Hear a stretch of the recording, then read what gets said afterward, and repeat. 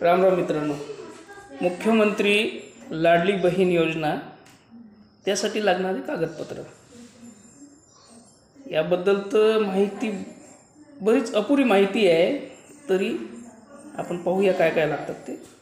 जवळपास आधार कार्ड, बँकेचे खाते,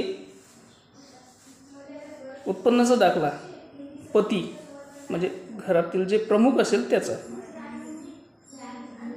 रहिवासी दाखला म्हणून तहसीलदाराचा लागेल, घोषणापत्र लागेल, जातीचा दाखला नसला तरी चालेल, शाळेची TC लागणार, किंवा जातीचा दाखला असेल तर तहसीलदाराचा रहिवासी दाखल्याची गरज नाही। हे सर्व काढताना तुम्ही सर्व कागद सोबतच करा।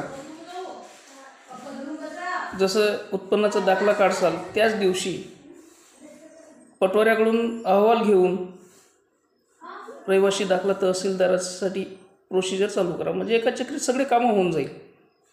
आणि होता असतो पहिले माहिती घ्या आजूबाजूला शेतूमध्ये इथून तिथून विचारून, जेणेकरून तुमच्या चक्रा वाचतील।